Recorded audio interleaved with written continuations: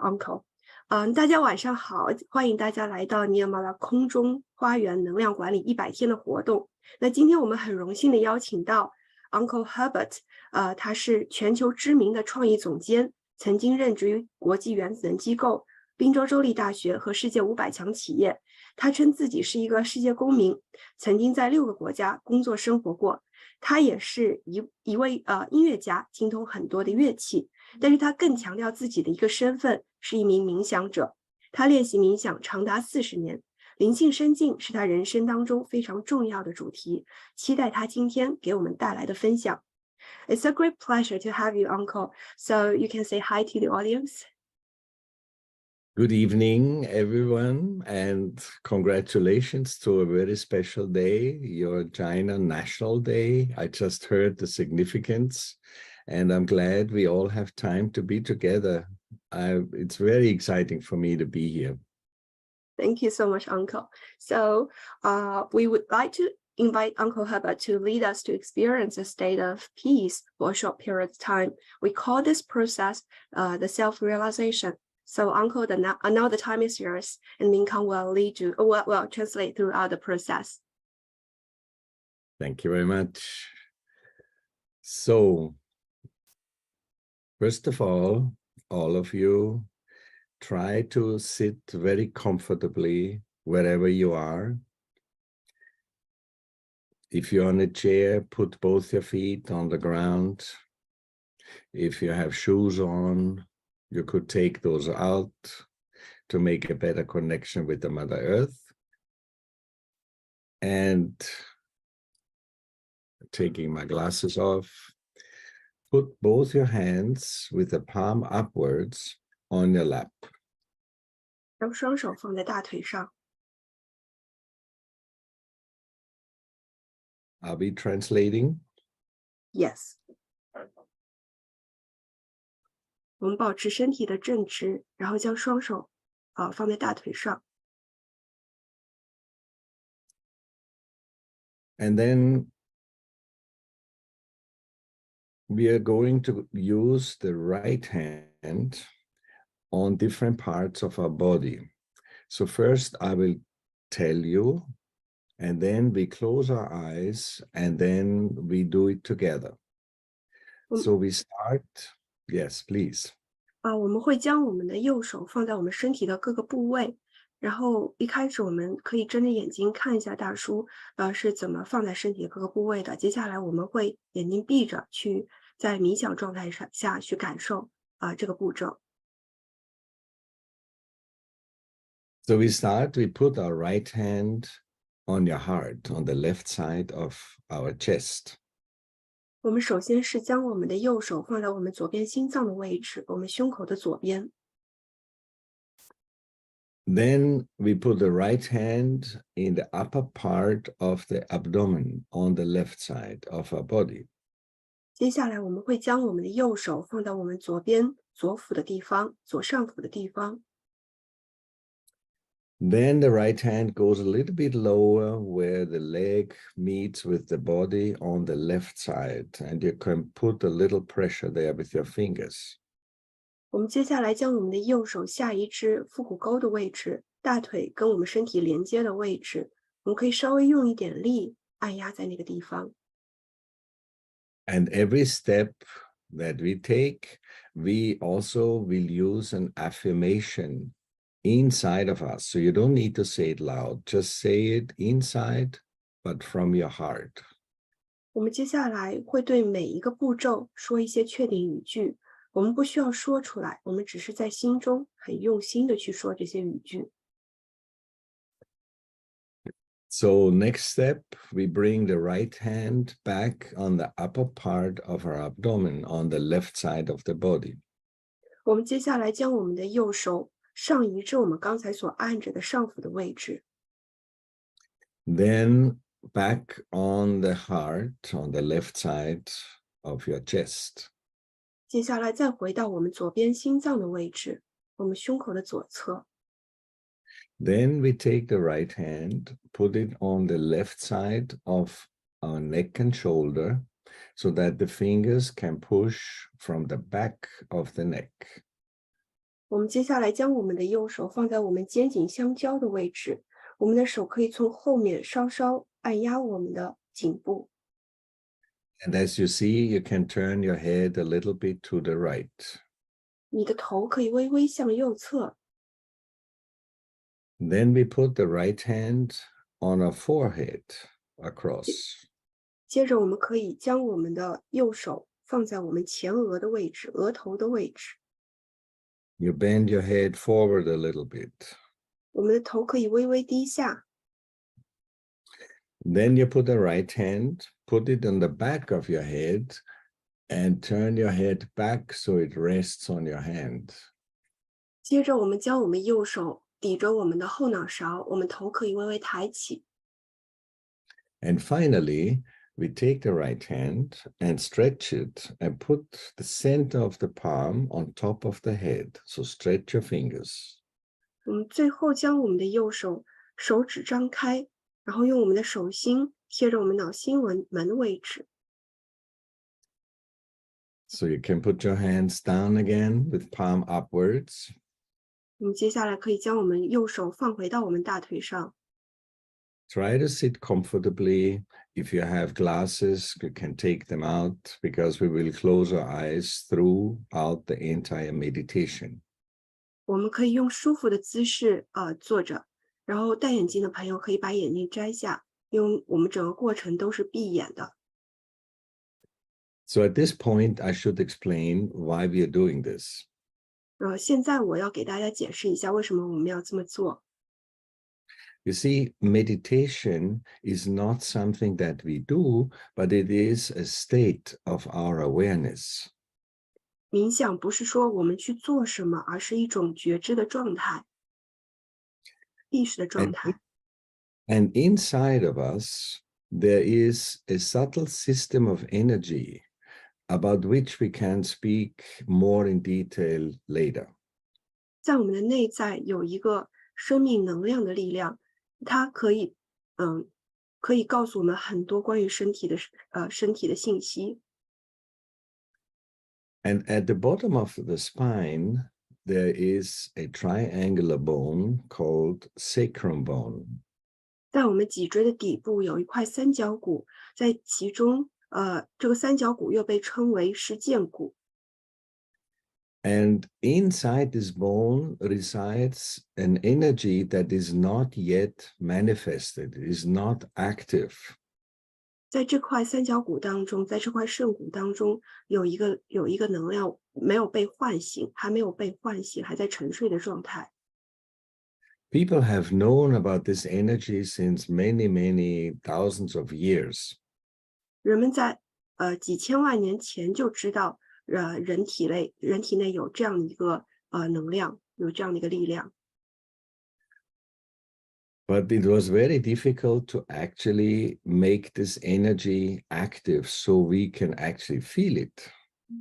但是要唤醒这个能量是非常困难的，因为我们要去唤醒这个过程。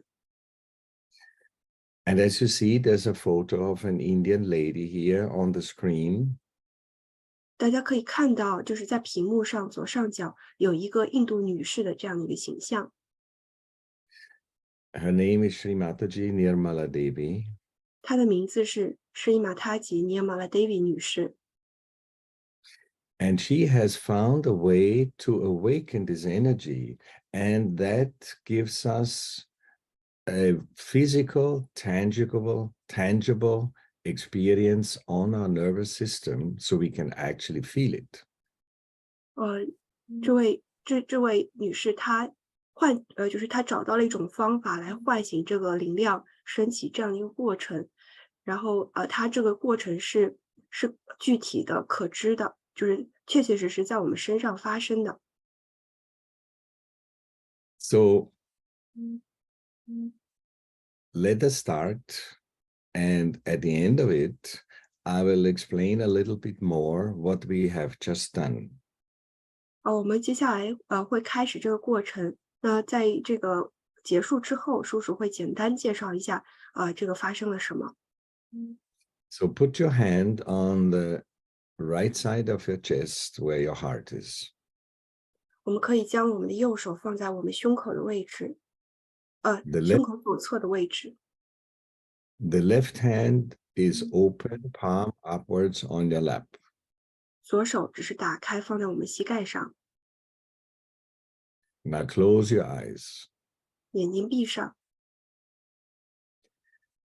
Inside of each one of us, so you don't need to say it loud, just ask a simple question and repeat it a few times.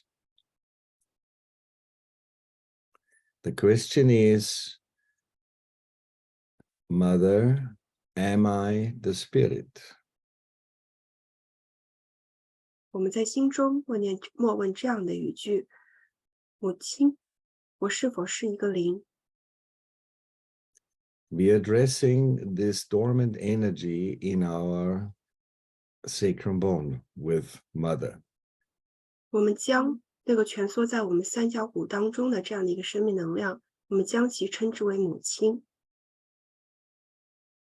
And with spirit, we mean the power of life, the energy that makes our body function, everything that we call life. Is this really who we really are, or are we something even beyond that level? 那个我们称之为灵的，是那个成就所有的生命的运作的，这是我们生命的本质。 So, Mother, am I the spirit? 母亲，我是这个灵吗？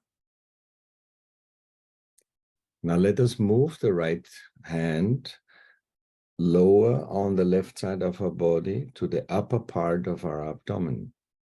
我们接着将我们右手下移至我们上腹部的位置。 Here we say, Mother, am I my own master? 我们在这里问母亲啊，我是我自己的导师吗？ And you can repeat that a few times. 你可以在这里多重复几次。 Am I my own master? 我是我自己的导师吗？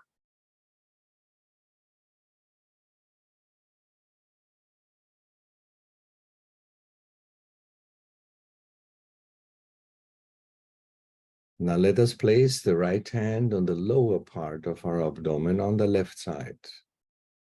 我们接着将我们右手放到我们下腹部的位置。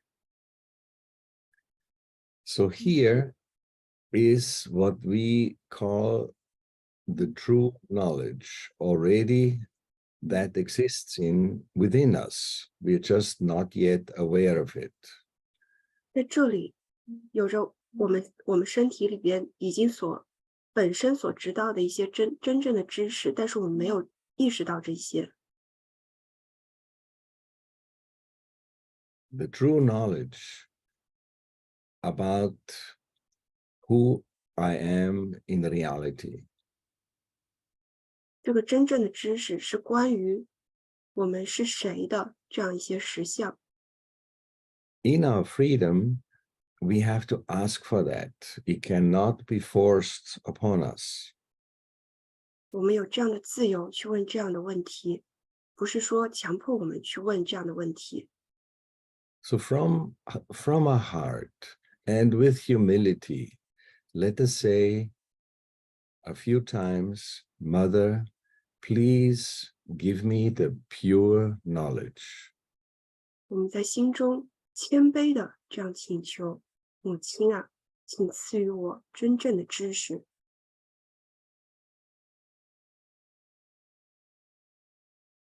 Say it with sincerity and with full confidence.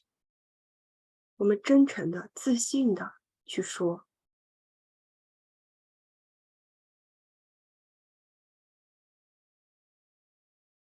With this question, that potential energy in our sacrum bone is starting to wake up. 当我们说这样的确定语句的时候，我们三角骨中这个蜷缩的生命能量将被唤醒。And now we are moving back upwards on the left side. First, we put our right hand on the upper part of the abdomen on the left side.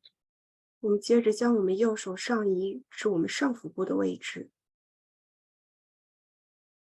Here, with full confidence, we say now a few times, Mother, I am my own master.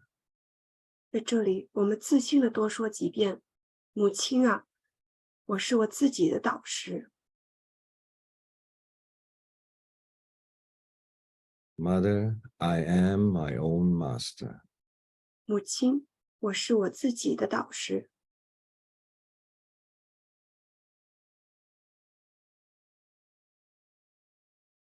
Place your right hand on your heart, on the left side of the chest.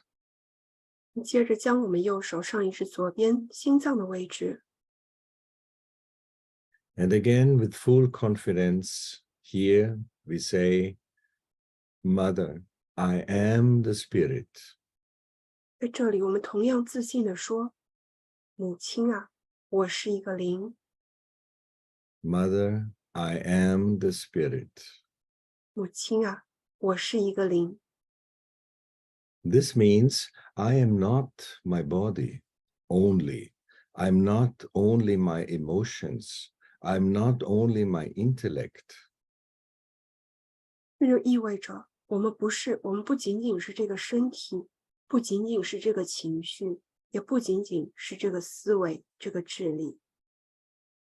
But in reality, I am an eternal being. 从实相的角度来看，我们是永恒的存在。That we simply call the Spirit. 我们简单的称之为灵。There are other words in many different cultures, and maybe in China you have a special word for that as well.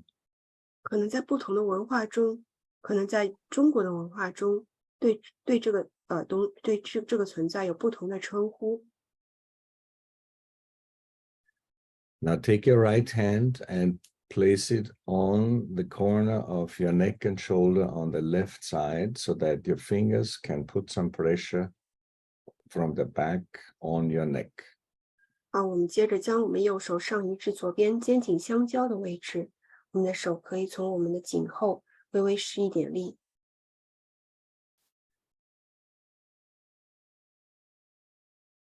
All the while, as we are moving upwards on our left side, this subtle energy inside of us is moving up along with the movement of our hand. 随着我们的手一个环节一个环节的往上升，我们的内在的这个生命的能量也在逐步上升。And at this point, that energy gets blocked if we feel guilty. 在这个部分，如果我们感到自卑或者内疚的话，我们这个轮穴就会得到堵塞，就会堵塞。So it is important to realize that we are not guilty. We are definitely not guilty because we are not our emotions, not our body, not our actions, but we are the Spirit. 在这里，我们会提醒自己，我们不应该是自卑内疚的，因为我们不是这个身体，不是这个情绪，不是这个行动，我们的本质是这个灵。So here you can say a few times, Mother, I am not guilty. 我们在这里说，母亲啊，我没有自卑感，没有罪疚感。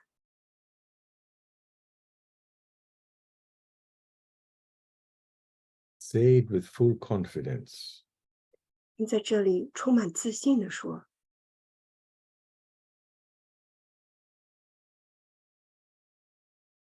Now take your right hand and place it on your forehead across and bend your head forward a little bit.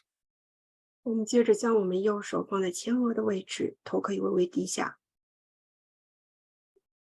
At this point, that subtle energy cannot cross if we cannot forgive. 在这个部位，如果我们不宽恕的话，那个精微的能量就没有办法通过这个轮穴。So here we say a few times, Mother, I forgive everyone. 在这里我们会说，母亲啊，我原谅所有的人。And don't think about any situation. Ideally, we shouldn't be thinking at all. 我们不要去想任何的场景，理想状态下，我们没有任何的思维。Just forgive. Forgive from your heart. 我们只是宽恕，从我们的内心完全的宽恕。Mother, I forgive everyone, including myself. 母亲，我原谅所有的人，包括我们自己。Repeat it a few times. 我们可以重复的多说几次。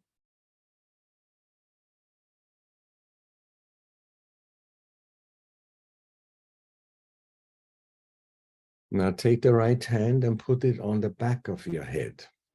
我们将 Put 手 your 放，我们 sorry，我们将我们的右手放在我们后枕的位置，头可以微微抬起。So the right hand should be on the back of your head, not on the back of your neck. 我们的右手应该是放在我们头的后部，而不是我们的颈的后部，脖子的后部。Here is the other side of the same energy center within us, and here we have to ask for forgiveness. 这样，这个部位同样也是我们请求宽恕的一个轮穴。So we can say, Mother, if I have done anything wrong against my spirit, knowingly or unknowingly, please forgive me. 我们会在这里说：“母亲啊，无论我有意或无意做了任何有违灵体本意的事，请您原谅我们。”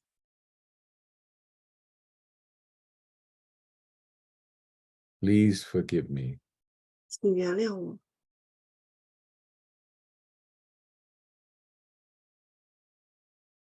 So, and for the last step, finally, we put the right hand on top of our head with fingers stretched and the center of the palm right in the middle of the top of your head. 我们最后一个步骤是将我们的右手掌心紧贴我们的头顶，五指张开，微微上翘，对我们的头顶施加一点压力。And as we are going to say another affirmation, we're going to move your scalp in a clockwise direction slowly. 我们会带动我们的头皮顺时针旋转，我们慢慢的旋转，我们同时也会说一些确定的语句。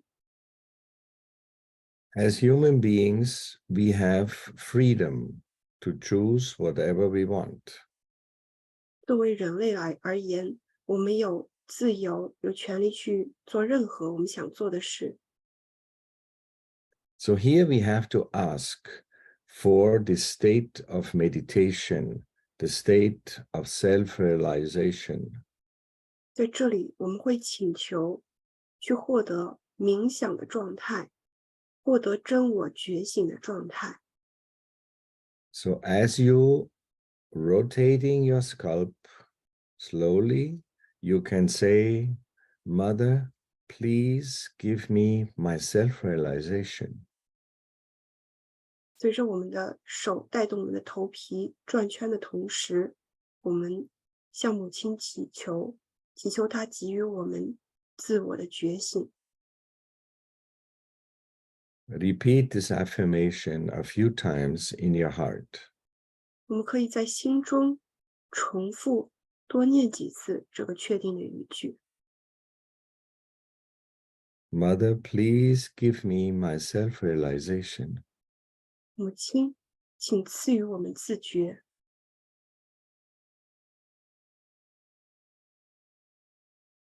So that's all. that we have to do. Now you can take your hand down. You can open your eyes if you wish. 这就是我们所需要做的所有的步骤。我们可以将我们的右手放下，我们也可以把眼睛睁开，如果你想要的话。Now let's take the left hand and put it above our head, a few inches or centimeters above our head. 我们可以将我们的左手举起，大概在我们头顶几英寸的地方，几厘米的地方，我们去感受一下。And you can move your hand a little bit back and forth. 我们可以将我们的左手前后左右去感受一下。And see if you can feel a cool or warm flow of energy coming from your head. 我们去感受我们头顶是否有冒出微热或微凉的气体。If you can feel it, either cool or warm, you can also try a little bit higher, as high as you can feel it. But let's see if you can feel anything. 我们首先先去看我们能不能感受，如果能感受到一点微热或者微凉的风的话，我们可以将我们的左手再举起，再高一点，我们再去看一下，在更高的地方能不能感受到这个能量的状态。Now let's change the hand and try with the right hand. 我们可以换一只手，用我们的右手放在我们头顶去感受一下。That sensation of cool or warm flow of energy would indicate that this energy from the sacrum bone has been awakened and is rising inside of us and coming out from the top of our head. 我们如果能够感受到这个微热或者微凉的气体的这个感受的话，就说明那个在我们三角骨当中的生命能量已经被唤醒，它在我们的身体当中已经运作，并且在我们的头顶被我们感受到。So take your hand down and keep it with your palm upwards on your lap. 好，我们将我们的右手放下，然后两只手都可以放在大腿上。So this means what we just did is an actualization of a process inside of us that is beyond our perception. You cannot see it.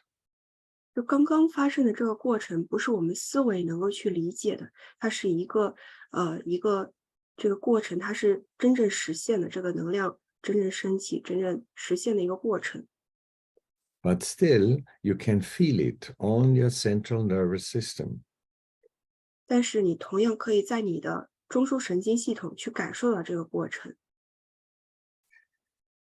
So this process is called self-realization. 这个过程被称为自觉这样的一个过程。That means we realize who we really are. 它让我们能够知道我们到底是谁。We are not this body alone. We are not just our emotions or intellect, but we are a subtle spiritual being. 我们不是这个身体，也不是这个情绪，也不是这个智力，我们是一个更加精微的这样永恒的存在。And that sensation that you may have felt on your hands as a cool or warm flow of energy and above your head is only possible through this meditation that Sri Mataji has given us. 就这个过程，就是在我们手上或者头顶感受到、知觉到这个微热或微凉的气体的这个感受，也是只有通过这个冥想的方式，我们才能够获得。那这个方式是Sri Mataji教授的、传播的。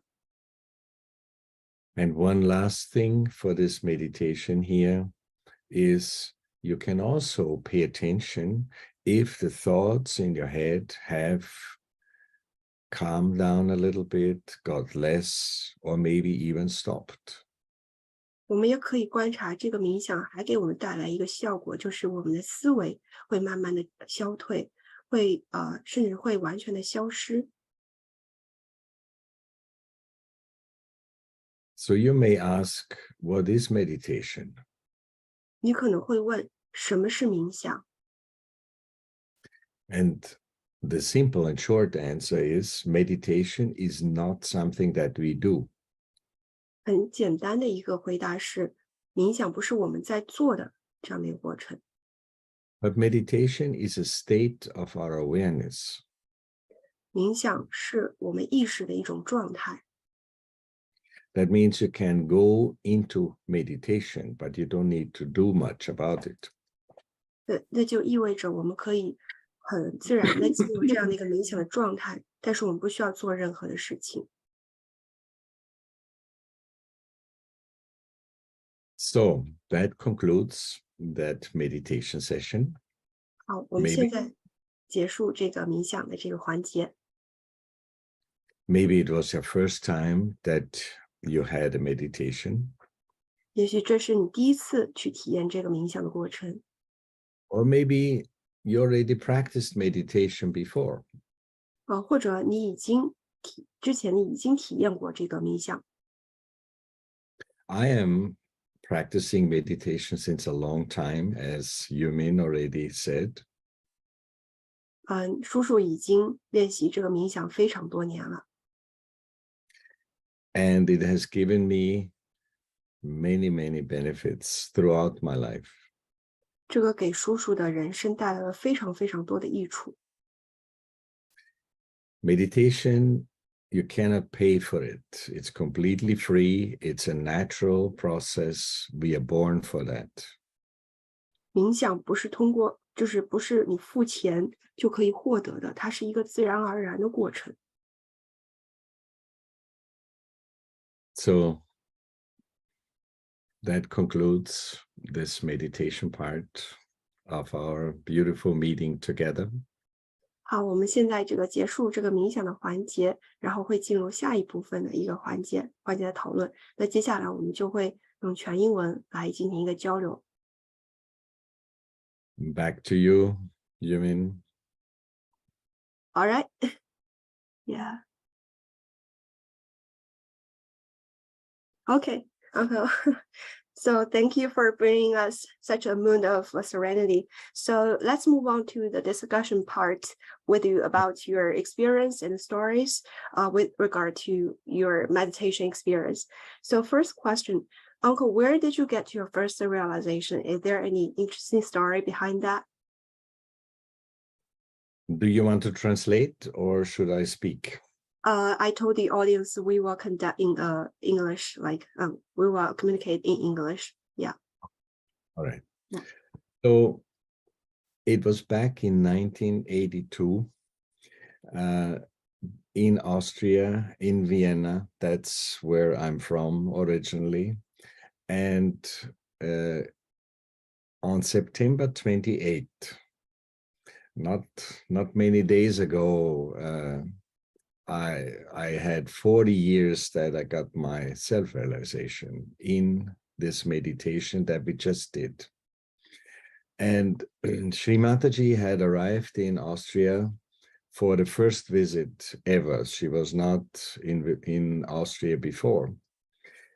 I should also say that Sri Mataji is a very unique personality because she never asked any money for this awakening of that energy inside of us. And she traveled all around the world in many, many different countries, including China, to tell the people about this opportunity to awaken that energy inside of us and help us to get to that state of meditation. So on September 28 in 1982, I met her in a public program in Austria, and the experience was really very, very profound. I did not know anything about meditation at that point. I always thought in meditation you have to chant some mantras maybe, or make some, create some exercises, but basically I didn't really understand what it means. And then she took us through a similar experience that we just did now in our meditation. And when I put my hand above my head, I could feel a cool breeze. And I thought, well, how come? How is that possible? And then I realized that in my head it was very silent. The thoughts have subsided, and we call this state when you don't think as thoughtless awareness. That means you're very aware, but you don't need to think. So you go beyond your level of thought. And long after Sri Mataji had left the hall, there were like several hundred people there. I was still sitting there. I simply forgot to get up. And because it felt so relaxing, so peaceful, and that feeling was new to me. It was very pleasant. So I right there and then decided I want to learn more about this meditation. And that's how it started. Interesting. So did you set your mind to practice this meditation afterwards, or did you have experienced something? Well, as my normal life was still very much in the forefront of my attention, going out with friends, having parties and this and that, I forgot that there were follow-up meetings that had been offered in that meeting with Sri Mataji. And so after maybe 2 or 3 weeks, I remembered it. And then I went there, and the people that were helping with these follow-up meetings were very friendly, and they explained why meditation is so important. And then we continued that journey in meditation, and right there and then I knew that this is something I really want to learn more and practice more and eventually master it. So as you mentioned, it brings a lot of benefit to your life as well. So Uncle Herbert, you have been accompanied Sri Mataji for such a long time. So even especially your experience with her in Beijing in 1995, the Women's Conference. So is there any interesting story you want to share with us as well? Yes, that definitely was a very important moment in my life, and maybe in many other people's lives too. Sri Mataji was invited at the United Nations Women's Conference to speak. And there was no real Sahaja Yoga meditation yet in mainland China.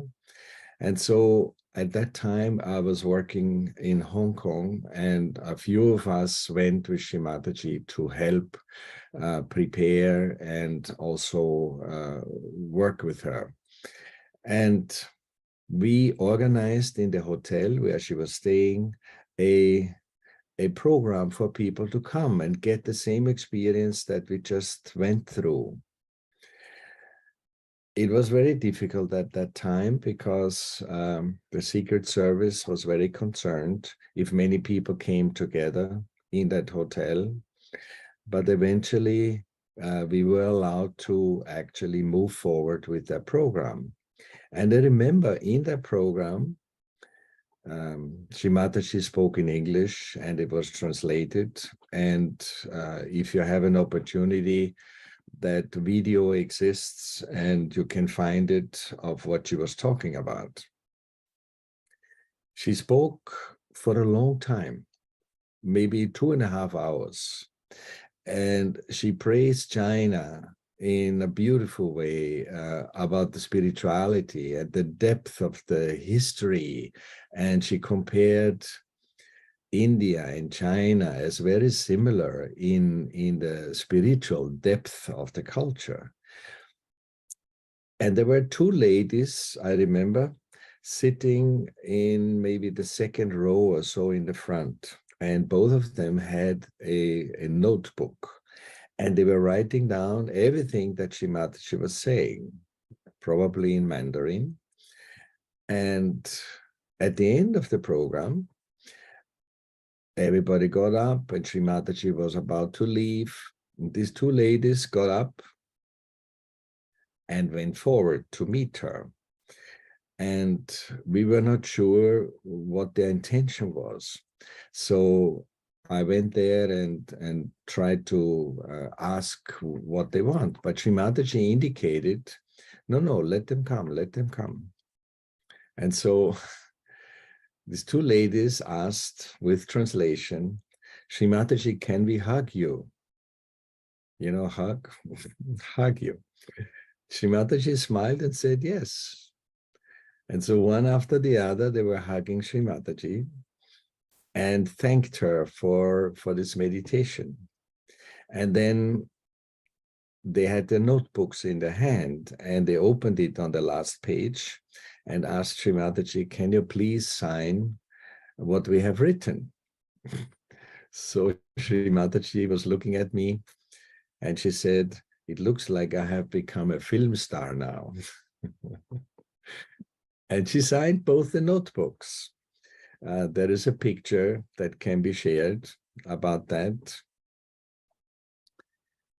And then, so here's the real amazing story now. So this is just the introduction.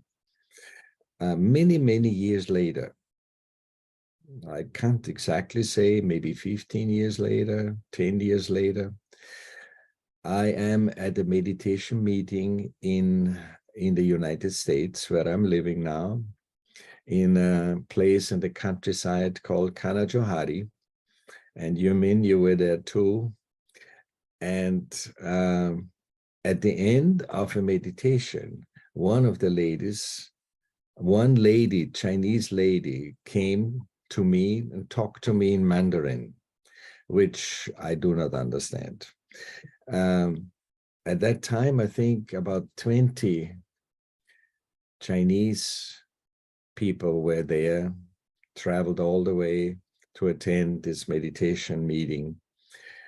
And you mean you were luckily noticing that somebody is talking to me and I didn't understand it. So you came and translated for me. And it turns out that one of these two ladies back then that met Sri Mataji in Beijing came all the way and met me back again because she recognized me, which I did not. I have to confess, I had forgotten about that. But what a beautiful coincidence that was, that is beyond our organizational control. Nobody organized that, it just happened. And that really is the essence of this meditation that we call Sahaja Yoga. It is totally spontaneous.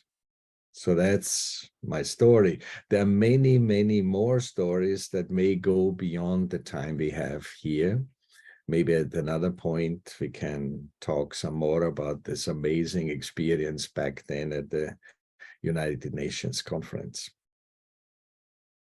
Wow, such a wonderful and amazing story. And I could still remember some details of the meeting at Kanajohari as well. So I feel like everyone is connected in this kind of meditation and with divine love and love toward each other. So I think that is something that is from Sri Mataji as well as our spiritual guru.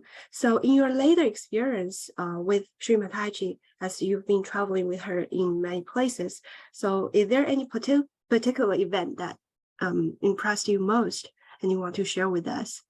Yeah. Well, yes.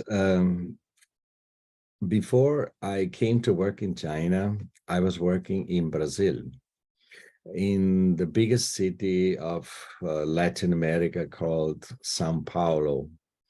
And Sri Mataji came there for a public program very similar to like she has done in many other countries. And a few of us were in Sao Paulo to help prepare the program. And it was very difficult. The preparation was very, very complicated, and we were not successful to achieve much. We tried to get the television interested to listen to the story of Sri Mataji, newspapers, radio stations. We put posters up that other people ripped down again. I mean, it's a big city of maybe, I don't know, 25 million people. So we were just 4 or 5 people running all over the place all night and trying to get people interested, and nothing worked out. So I was a little bit desperate because I knew Sri Mataji is traveling so much, and now she's coming to this city, and maybe nobody knows that she's here. So in the morning when she arrived on the airport, I traveled to the airport. It's very far away, about 2.5 hours. And when Sri Mataji arrived, she was very happy. She was very joyful. She was talking from the program she had just attended before in a different country. And I just was very hesitant to tell her that we were not successful in telling the people in Sao Paulo that she's coming. So I didn't say anything. I felt a little bit shy, and also, yeah, so it was difficult. And as we arrived at the hotel, everything was prepared, and Sri Mataji could take a rest or take lunch. Everything was there. Instead of that, she said, let's go shopping. And it was a Sunday, like it is today. And in Brazil, on a Sunday, most shops are closed. And I asked Sri Mataji, where would she like to go shopping? And she said, let's go to the center of the city. And I knew that in the center of the city, there are not many shops. It's more an organizational center, you know, where the offices of the government are and things like that. So she said, let's go to the center of the city. So we went in the car, and I was driving. Sunday morning, there was not much traffic on the highways. But as we're getting closer to the center, more and more cars were on the road, and eventually we got stuck in a traffic jam. And so I rolled the window down and asked the person in the other car, what's happening? Was there an accident or something? He said, no, no, no. Don't you know? Today is the day when all the artisan people, so the artists that create beautiful things by hand, they are all from the whole country. They are in the center of the city, and tens of thousands of people will go there. It's a huge event. I didn't know about that. Sri Mataji was sitting next to me in the car, and she was just smiling.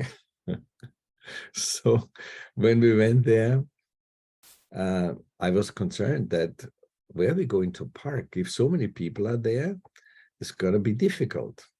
But right at the entrance to that fair was a parking lot for me, just for one car. So Sri Mataji was getting out of the car. We were 2 or 3 people with her. And of course, in Brazil, they speak a different language. So we had to translate with the vendors. Sri Mataji likes to buy presents for other people in other countries, right? She's very generous. So her next stop in her journey was in Russia. So she bought many jackets and handbags and everything handmade out of leather.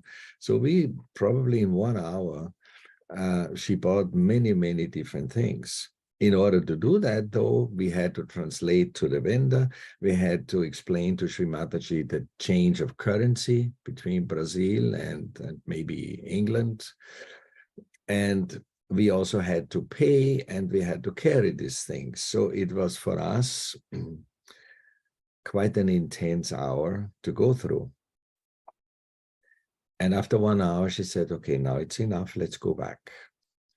And as we're going back to the car, an ice cream cart, so a little car that sells ice cream, right, had just parked at the entrance right in front of where our car is. And Sri Mataji said, let's have some ice cream. So we bought some ice cream, and there's no way to sit down around there. So we were all standing, including Sri Mataji, and we're eating ice cream. And at that point, she looked at me and she said, I know why you didn't want to tell me that nobody knows that I'm here. But I came here now to this place. Tens of thousands of people are here. Don't worry, the hall will be full tonight. And it was an amazing experience for me to understand how things are done in reality. I thought we have to do something. We have to organize. We have to put posters and all of that. In reality, though, it was all done by a divine force. And the hall really was full. I mean, full to the point that people were sitting in the stairs, in the hall, in the side, you know, everywhere where people could sit were there. And newspaper, radio, television, all of them were there. Those that had said no to us for the longest time, they all came. So to realize that I am not the doer, and there's a much bigger force behind me that does everything, that was a very deep experience for me. Thank you, Uncle, for this story, which is both amazing and inspiring as well as full to inspire us. We are not a doer, and who is the real doer is the divine force. I think that is really impressive. So, as you mentioned, you've been living in Brazil. You also live in Hong Kong, China, and also in Austria. So you've been living in many countries. So, what's your impression of seekers and yogis in different places? Are they similar or different? Can you share any story behind that? Well, that's going to be a shorter story, but I would like to stay for a moment still in Brazil, because after Sri Mataji had left, a few of us stayed there and did follow-up programs to help new people that came to this program to better understand what this meditation means for them. And back in Europe, where I'm coming from, we had learned a special way of doing these follow-up programs. We talk about the subtle energy system, energy centers inside of us. What does this mean and how does this all work together? And so it's very technical. So I'm standing in front of about 150 people. In my broken Portuguese, I'm telling them about all these complicated things. And you could see in the faces of these people that they are not with me. They're not interested. So I didn't quite know how to deal with that. But then in the end, somebody in the back was raising their hand. Brazilian people are very polite. So they gave me a long time to realize that they didn't really follow what I'm saying. So the person in the back raised the hand and said, yeah, this is all very interesting what you're saying, but who is that lady on this picture there that you have next to you? She smiles so nice. Can you just tell us more about that?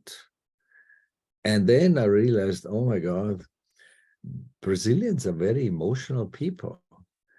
They love to hear stories about the mother. And so I told them stories about Sri Mataji, and suddenly the faces in the room changed. Everybody was paying attention. Everybody enjoyed it. So for me, this was a lesson to learn, because I thought, okay, so it's important that everybody knows how the system works when this energy rises. But for them, it was not important at all. They just wanted to hear about Sri Mataji. So That's quite interesting. And people in different places, they have different qualities and characteristics, and that may have some link with the spirituality and spiritual pursuit as well. So another question for Uncle is, maybe many of the audience didn't know that Uncle is also a musician as well, and you know many music instrument all over the world. So can you please show us like what's the role of music in spirituality, and what's the connection between music and spirituality? Can you explain a little bit on that? Yeah, this is a very good question, because it's true. I have been a musician before I started this meditation. And it's interesting, it's entertaining, it is funny sometimes, and sometimes emotional.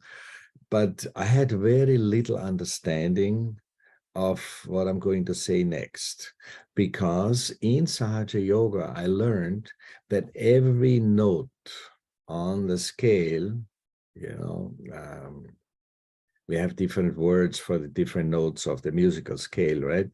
But every note is connected to one of the energy centers inside of us. So in other words, when you know that which note is connected to which energy center, you can then help, even with music, to bring balance on a much more subtle level inside of us than it would do with medication or with other treatments, because you go right to the source where a problem may be. We haven't talked much about that subtle system, and maybe we do this at a different time, but there are ways to influence that energy inside of us, that flow, and music is a wonderful way of doing that. So that was new to me, and since then I have learned to listen to music and also make music in a very different way. Thank you, Uncle. I think music is a very important part in spirituality and in meditation as well. Maybe we can make another program specifically on music, and then we will invite Uncle like to lead us to give treatment to each chakra and do the meditation as well. So another question for Uncle is more practical point of view. So for ordinary people, it will be easier for them to seek spiritually when they're in bad times in their when meeting the obstacles, but it will be like harder. It seems to be harder for them to remain in that status in good times. So what would be your advice to them, and what meditation supported you in ups and downs in your life? Can you explain a little bit on that as well? Yeah. Well, this is a very good question. I think the first thing to remember is meditation is not a ritual. It's not something that you automatically do, like in our world, you go to church, maybe in your world, you go to a temple and you light an incense. These are all outside rituals. But in Sahaja Yoga, meditation is actually a way to get into that state of meditation. In other words, whether you feel fine or you have problems that you think you cannot overcome, meditation is a safe space where you just connect to your own reality. So there's no real reason to be nervous or frantic or desperate or depressed, because in meditation, all of these sensations go away. You feel peaceful, you feel relaxed, you even can feel joy that comes from a deep source inside of us, and not because you have a new toy that you're happy with. So problems move into a different dimension where you just watch them, you just see them, but you don't react. It doesn't influence you. It doesn't make you desperate or any of that, but you just see them. And as you are a little bit removed from it, it's much easier to see a possible solution. Because if you're in it, it's often very difficult to even think straight, simple, but you are overcome by these complications. So witnessing, seeing it from a distance is a very important benefit of this meditation. We call it thoughtless awareness, as I mentioned before. So you look at something, but you don't react. You do not react. And in this state, it's much easier to actually see where the solution is. So meditation helps you. Meditation helps you to solve your own problems. Thank you, Uncle, for your very good advice to us. And as we experienced in the first part, the vibration, the so-called cool breeze that coming out of our head and our hands are very strict, maybe very new to the people who experience this for the first time. So, but actually in meditation that we experience is the vibration is very important. So it gives our guidance, help us to know like how what's the problem of our own body. Is there anything disorder? So but some people are kind of really attached to this kind of vibration, and they feel anxious if they couldn't feel any vibration. So what would be your advice to people like who didn't have strong sensation toward the vibration? How do they clean, and how do they making decisions in secular life? That's a very good question. First of all, as you mentioned, anxious. If you get anxious, then it gets complicated because everything becomes much more complicated, difficult. The solutions disappear. So anxiety is not helpful.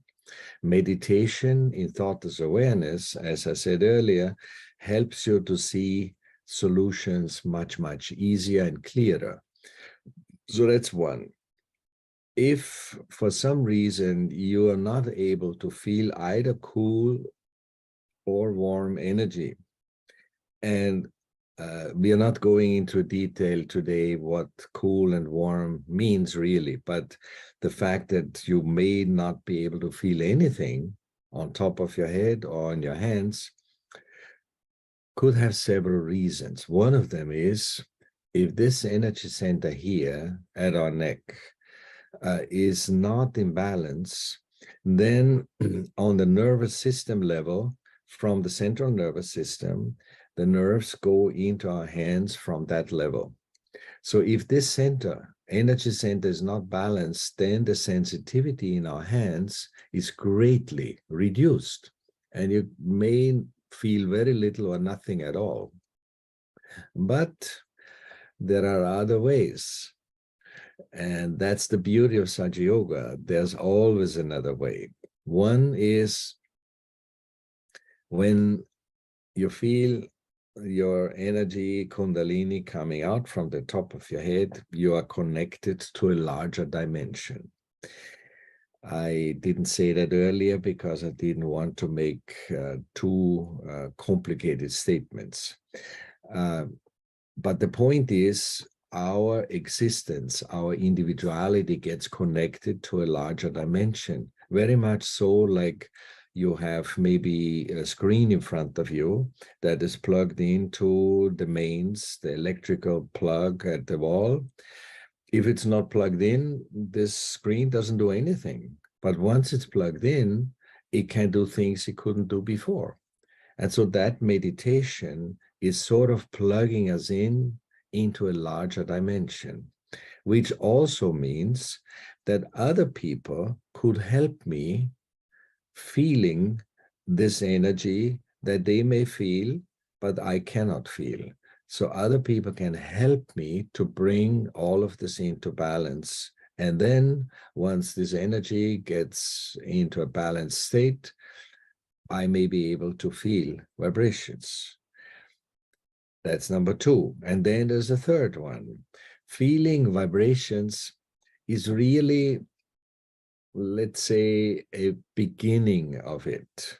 Because in the end of the day, you get to a point where you just look at something and you know. In other words, if you look at my shirt here, it has white and blue stripes, right? You just look at it and you know. We don't need to talk about how did the stripes get there, who made it, who bought the shirt, how much did it cost. All these questions are not relevant. You just look and you know. So eventually you get to a state in your meditation when you just look at something, including yourself, and you know what problems may be there in that person. So you don't always need to use vibrations to figure out what problems are currently there. But if you reach that level where you just look and you know, you don't need vibrations. I'm saying this because Sri Mataji has told us that. So vibrations is sort of an intermediary state that makes it easier to diagnose what's going on inside a person, inside ourselves, or in our environment. But eventually we should be able to actually just look and know. So that's my answer. Thank you so much, Uncle. I think that's also a power of spontaneity as well, I think. So I think I finished my time and I will leave the time to Minkang, and she also prepared some questions for Uncle as well. Yeah, thank you, Uncle.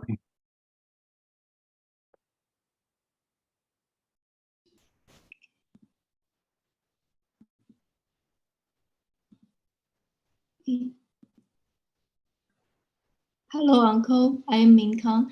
Would you please, the host, would you please help me to open my video?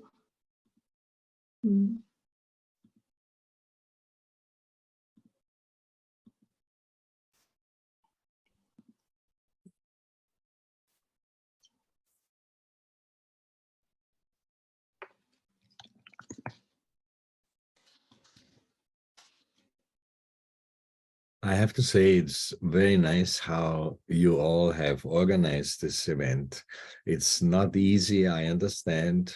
And there are many factors, complications that play into it, but it's very smooth. So beautiful. Thank you, Uncle. And I think Minkang has to go through a little bit technical support as well. Yeah. Could it be that the video is turned off on that side? That little button in the bottom left of Zoom?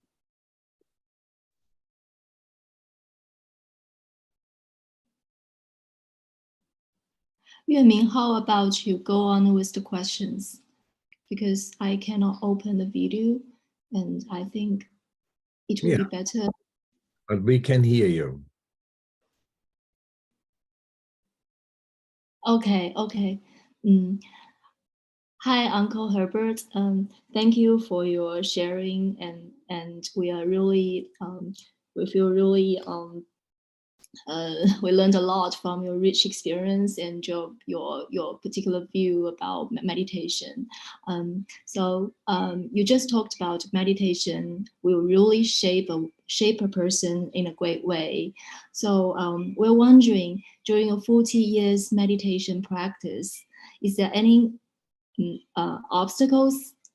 What was the most difficult thing for you? Well, yes, there are always obstacles, right?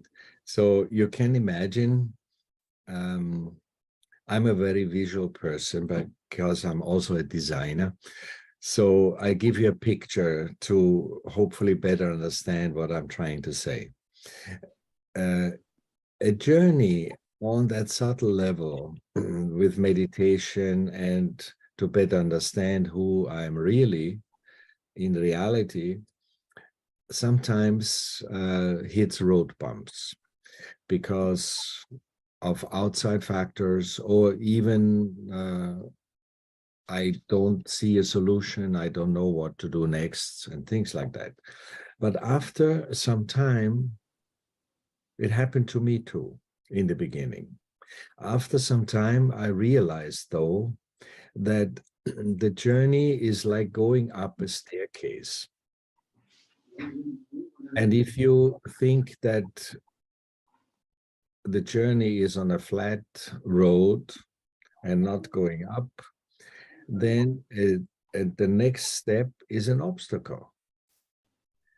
Because you want to go straight ahead without any effort, you're comfortable on that level, and suddenly there is a wall in front of you. But if you take the next step, meaning you find a solution, you actually move one step up, so that what looked like a wall before that you cannot overcome is simply just another step on your journey. So if you find a solution, you learn from that solution. In other words, a problem is never just the end of your journey, but it is a test or an invitation to find a solution and learn from it.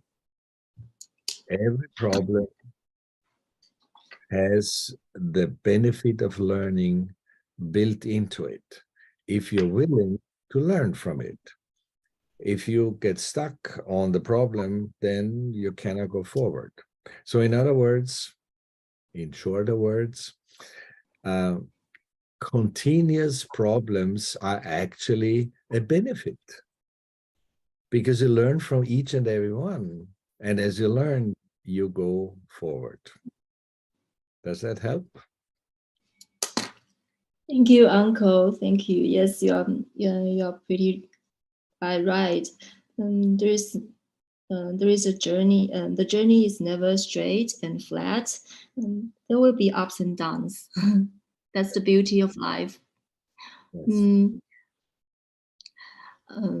So let's talk a little bit about your profession. We learned that you are a creative director, and we understand that maybe innovation may be part of your, maybe an important part of your job.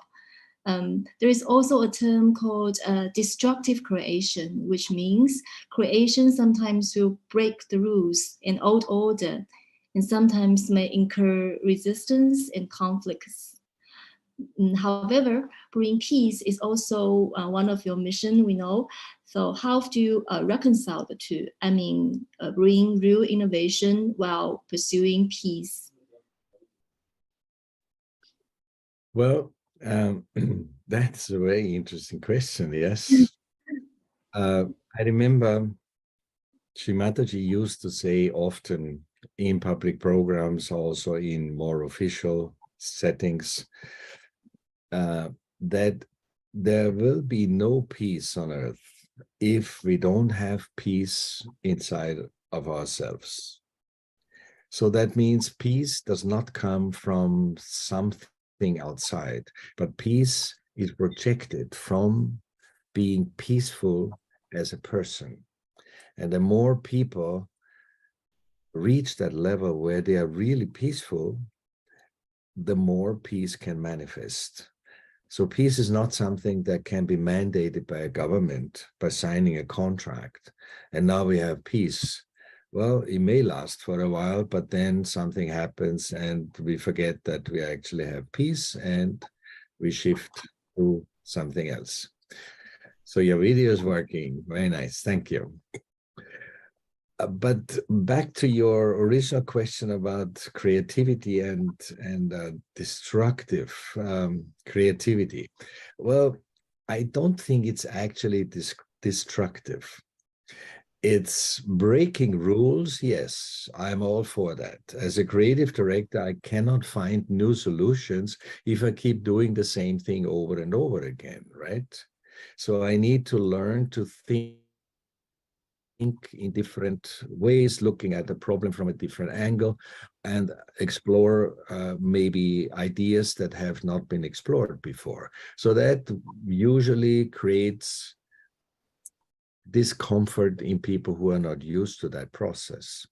So as a creative director, I I do break the rules before we, as a team, start to think about the solution. We say, okay, so what's not working? And why is it not working? And what can we do that we have never thought about to find a solution that will hopefully make the situation better? Now, breaking rules is always a difficult situation in a corporate setting, right? Because we have policies and we have procedures and we have rules, and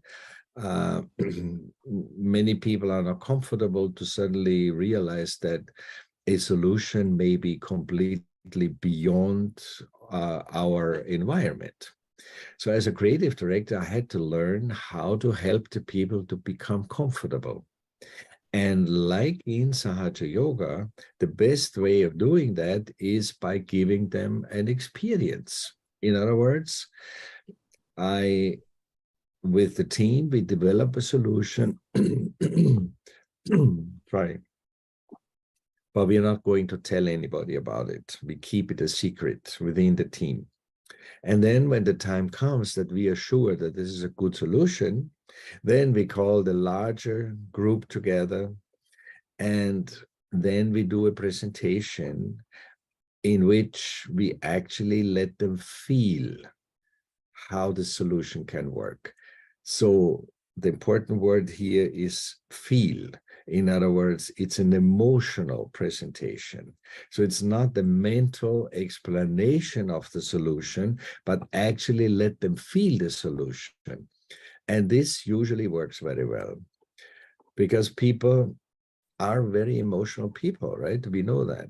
If you don't like something, then it's an emotional reaction. It's not a mental reaction. But if they can feel, it feels good, then the chances are that they agree and allow us to explore it further and find a way to implement it. So from the outside, this may look as destructive in the beginning because we really do break the rules. But in the end of the day, it may lead to something that actually is better than it was before.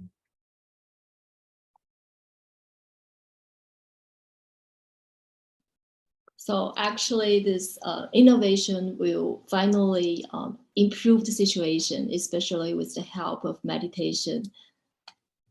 Another another question is, actually, it's also about inner peace. You talked about inner peace just now, right? Actually, there is a lot of discussion right now about inner peace.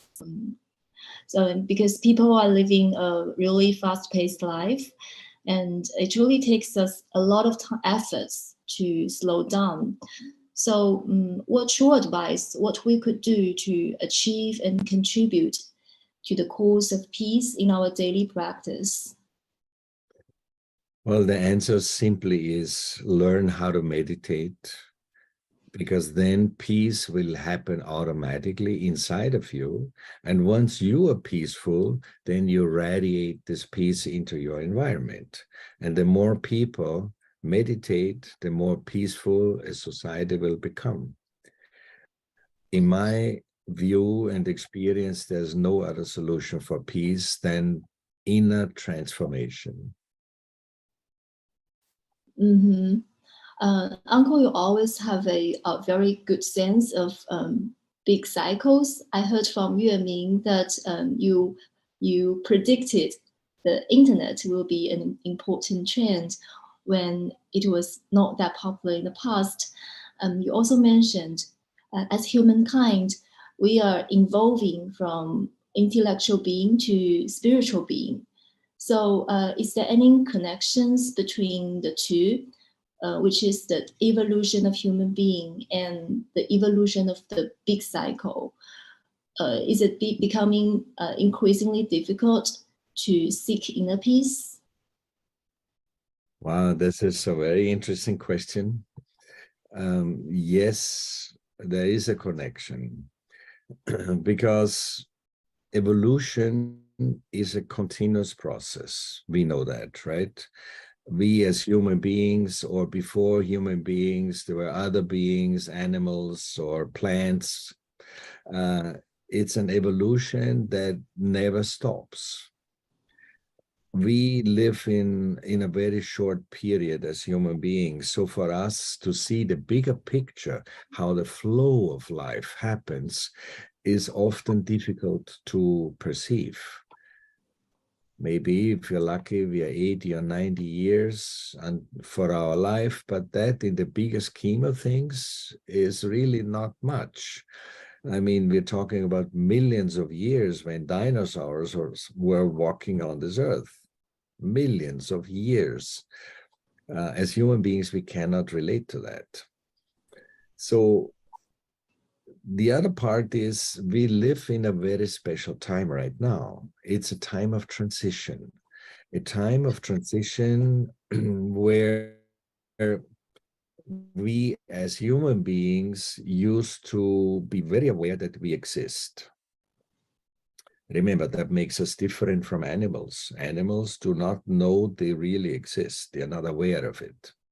They exist, but they're not aware of it. We human beings have that understanding that we do exist as individuals and as a collective species of humans. But right now, the evolution is yet in another big change towards spirituality. And that's where this connection that you mentioned comes in. Because if you think about your grandparents or maybe your grandparents, if you would explain to them what we are doing right now, they wouldn't understand. Somebody from United States is talking to you in China using a computer and the internet. That was not something that people knew about it, right? So everything happens in order towards making this transition possible. And even the meditation that we're talking about today is part of that, because that raising of that inner energy that we just all did together at the beginning was not that simple before that. I remember Sri Mataji saying that maybe once in a lifetime, one person would reach that level of feeling that cool breeze above the head. And now I have seen tens of thousands of people at once having this experience. This has never happened before. So there is this transition from the self-aware human being. In Latin, it's called Homo sapiens, meaning I know I exist, to Homo spiritualis, meaning a spiritual human being, which means that experience that I am not my body, I'm not my emotions, I'm not my intellect, I'm not my PhD if I have one, but I'm a spiritual being. And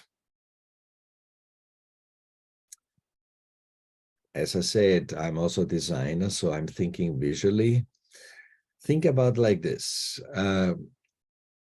The Mother Earth is a living being, and it nourishes us, it supports us, it protects us. Right now we have a thunderstorm outside. I don't know if you hear the rumbling. And in the clouds of the rain, so the water has evaporated, the water now is in clouds, and then it starts raining. Water drops fall from the cloud towards, let's see, the sea. And in the time when the drops fall, they have an individual quality. They have a size, they have a weight, and all kinds of things are inside a water drop that I am not aware of. I'm not a scientist, right? But they have a limitation, they have a form. So if the water drop could become aware that they exist, they would not be at the level of a human being. We know we exist. But then the drop falls into the ocean.